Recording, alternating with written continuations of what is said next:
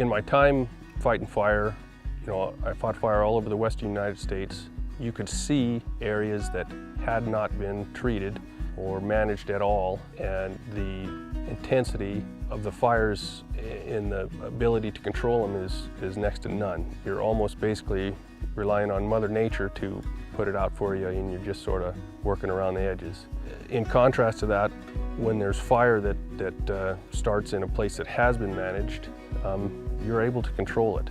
I'm Erik Peterson, and I'm a cattle rancher here in eastern Montana. Where our land sits is kind of in a ponderosa pine, juniper type of land, and it needs to be treated because over the years, fire suppression techniques have basically allowed the timber to be overgrown, and it reduces the amount of forage on the ground.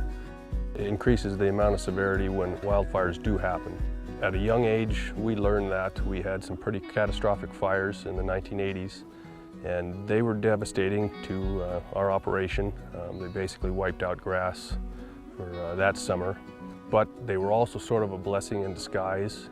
After we struggled through those summers, we were able to see that the potential of the ground was exponentially higher because sunlight and rainwater wasn't being robbed by stuff that the cattle can't eat. Most people, when they think of eastern Montana, think of rolling hills and flat. We kind of live on an island on top of what's called the Pine Hills. And this area is a lot of pine trees and ponderosa pine and juniper.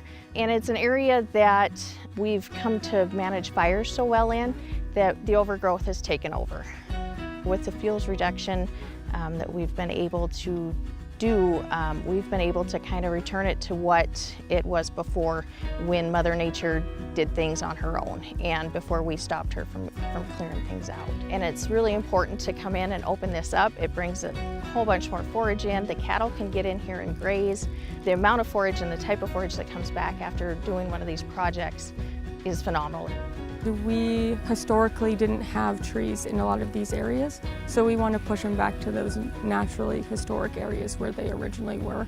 They're starting to encroach on areas that used to be like natural grasslands, and so we want to keep them that way. So we're trying to restore that original community that they were in. Because we are really focusing on fuels mitigation, so we want to decrease the amount of fuels and get some more open canopy to increase our grasses in the area, plus also be able to manage a fire that would come through here. So we'd have some areas that were more open, so we'd be able to get the fire under control. Once the fuels treatment has been completed, we've opened up the canopy. And in opening up the canopy, we are allowing everything else to have more of what the trees were taking up. Water, soil, all that kind of stuff. We're raising the water table. We're reestablishing springs where they haven't been for many years. We're putting grass and more forage on an acre because there's not so many trees, taking that up. And by putting more forage on an acre, more grass, we're able to put more livestock on that acre, and it also benefits the wildlife secondhand as well. So the importance of working on these TIP projects in eastern Montana is the partnerships gained through the other government agencies involved, whether it be the NRCS, the state, the county, or the BLM, with the private landowners, and us all coming together and having a common goal in mind of treating acres where the acres need treated the most, and treating as least amount of acres with the least amount of disturbance to the land as we can. In doing that, working with the NRCS and the state of Montana, we've reduced the cost to the landowner significantly. So now the burden of the cost to treat an acre isn't as high for the landowner, the producer, so now they're willing and able to treat more acres to get more forage, to put more livestock on their land to better utilize it. Of course, here in eastern Montana, we've got a checkerboard landscape, federal, state, and private. It's really good to see the different agencies cooperating with each other and cooperating with the landowners. Of course, wildfire doesn't know when it burns up to a piece of federal or state ground and stop. We all sort of have to coexist together, and I'm really pleased to see the coordination between the agencies and the landowners. To my knowledge, it's worked out perfectly. In '84, when the first big fire came through when we were here, it displaces people from their homes, it displaces livestock, and then it takes multiple years to recover from. My entire family, aunts, uncles, grandparents, we have been dealing with this, since the early '80s, since we've been here.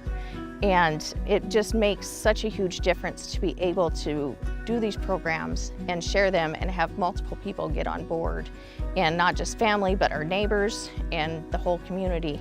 And it makes a difference come fire season when you have to fight a 10-acre fire instead of a 10,000-acre fire. The ability to have projects on your ground that you wouldn't be able to fund yourself, it's pretty incredible the amount that you can get done when you've got those outside resources to help fund it.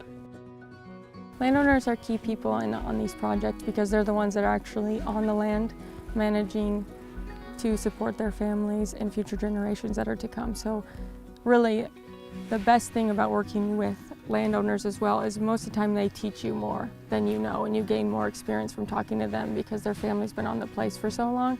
So most of the time we come out and we get really excited about different ideas that they bring to us as well as what we bring to them. It's really cool that we just teach each other as we go on. Our land, they're not making any more of it.